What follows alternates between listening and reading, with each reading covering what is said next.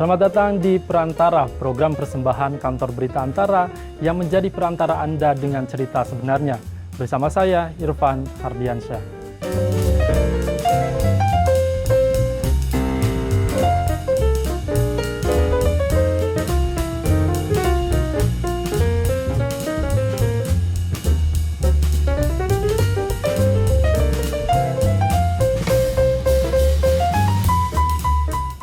Pemirsa Perantara, pada pekan lalu, tepatnya pada Rabu 20 Agustus, warga Jakarta dikejutkan dengan kejadian gempa bumi yang mengguncang pada pukul 19.54 WIB.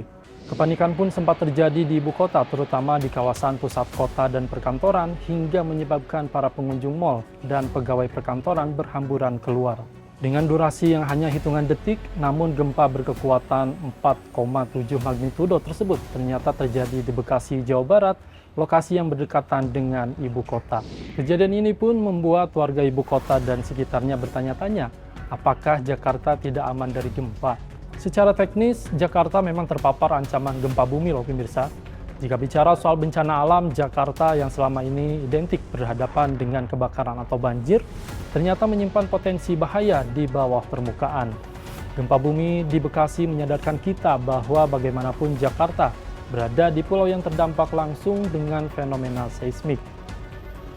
Indonesia dikenal sebagai salah satu negara yang berada di zona Ring of Fire, yaitu area di muka bumi yang memiliki banyak gunung berapi aktif sebagai aktivitas pertemuan lempeng tektonik yang terus bergerak.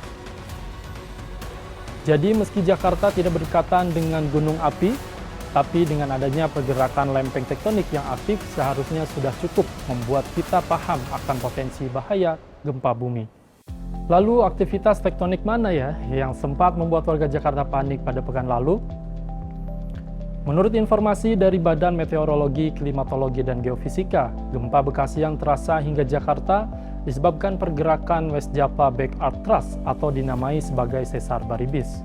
Sesar atau patahan kerak bumi yang memanjang ini memang sudah lama dikhawatirkan dapat memicu gempa di Jakarta, mengingat posisinya yang melintang di selatan Jakarta. Sesar baribis memanjang dari Purwakarta, Karawang, Bekasi, sebelah selatan Jakarta, Tangerang, hingga berakhir di Banten.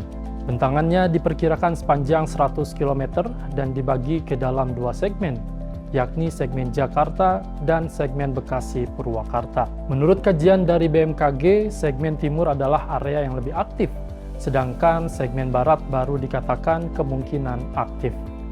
Sesar baribis segmen barat saat ini dalam kondisi terkunci. Patahan yang terkunci ini justru membuat Jakarta dan sekitarnya sangat rentan terhadap gempa bumi berkekuatan besar. Dua lempeng bumi yang seharusnya mendorong atau menekan justru tertahan akibat kuncian tersebut. Akibatnya ada energi yang tertahan. Jika akumulasi energi tersebut dilepas, maka gempa bumi dengan kekuatan besar pun terjadi.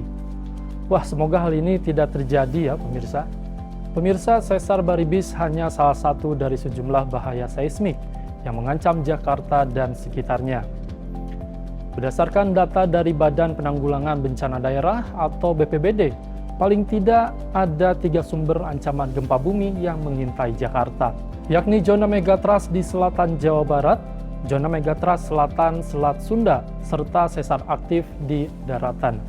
Sesar baribis ini salah satu dari 3 sesar yang aktif membahayakan Jakarta, dengan 2 sesar lainnya yakni sesar Lembang dan sesar Citarik. Melihat besarnya potensi gempa bumi di ibu kota, maka diperlukan upaya pencegahan dan edukasi bagi warga untuk meminimalisasi jumlah korban. Karena gempa bumi bukan peristiwa yang bisa diprediksi, apalagi dicegah ya pemirsa. Usaha mitigasi bisa dilakukan melalui 2 pendekatan, yakni dengan asesmen fisik berupa evaluasi ketangguhan gedung bertingkat terhadap gempa bumi, dan yang kedua mitigasi dari sisi SDM yang menekankan kesigapan individu dalam merespon bencana. Contohnya dengan dilakukan simulasi keselamatan bila terjadi gempa.